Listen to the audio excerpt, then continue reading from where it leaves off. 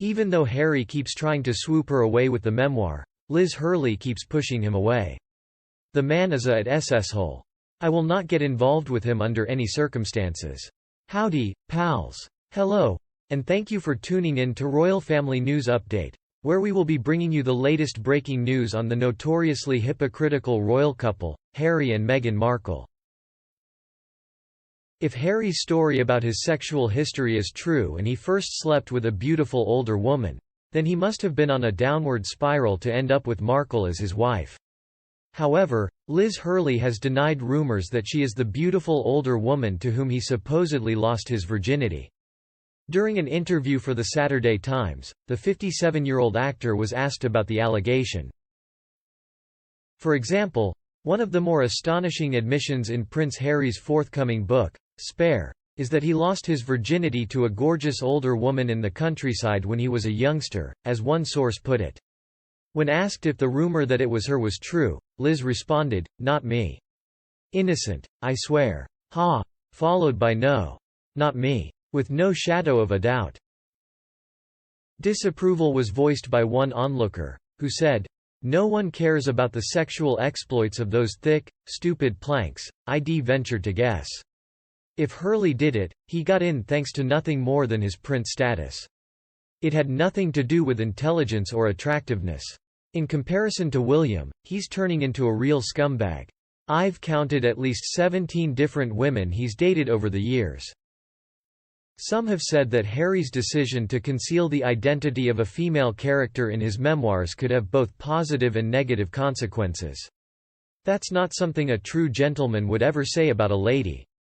But Harry has proven time and again that he is not a gentleman, despite his affluent background. Sorry, Harry, but you can kiss your privacy goodbye.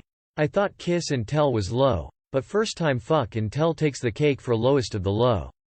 We meant someone who would compromise his principles in exchange for financial gain when we said that money corrupts a man. Wed finally had enough. How incredibly tacky of Harry to broadcast such personal information. I doubt he has a lot more to say. Now that he's nothing more than a reality show contestant, he's on par with the rest of the B-listers. It's obvious that Harry is ill. The relationship is slowly dying, and she will eventually blame him for it. Then he'll be completely helpless, with nowhere to turn and everyone out to get him. A happy ending is not in the cards for this. This so-called royal story is becoming more and more odious by the second. Therefore, Harry is allegedly pointing fingers and assigning blame for the manner in which he lost his virginity. Next steps? After losing her virginity, Meghan is discussing the experience. All that's left now is for Netflix to film inside each of their 16 loos to show the world how often and how much those hypocrites use the facilities. One observer in the crowd remarked Harry and Meghan Markle both became adults after losing their respective virginities. No one should have to know or care about the gory specifics. Oh, right, we forgot that Netflix does that. For a few more $1 million, those hypocrites could publish exposés on the shenanigans in the basement. Increasing in drama and soap-like qualities with each passing day. It's damaging the royal name, and the Atlantic branch in particular would be wise to tread carefully, lest they invite unwanted attention and a backlash. Spare, Prince Harry's autobiography, will be released on January 10 of the following year. The book is 416 pages long.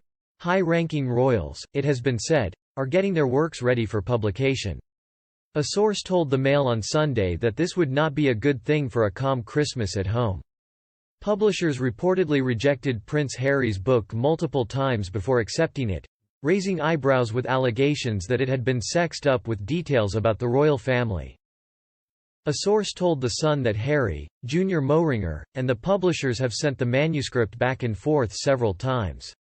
After the death of the Queen, Harry pushed for alterations because the audience demanded more dramatic development than was provided by the script. Yet, something has been added both ways that nobody is aware of. The publishers requested this so that they could introduce new material and expand upon existing material. This raises the legitimate concern that Harry will feel compelled to sex up the book by including material with which he isn't entirely comfortable. Penguin Random House, the book's publisher, claims it is written with raw, uncompromising honesty, and it is expected to reveal shocking new details about Harry's upbringing and his feud with the firm after meeting Meghan.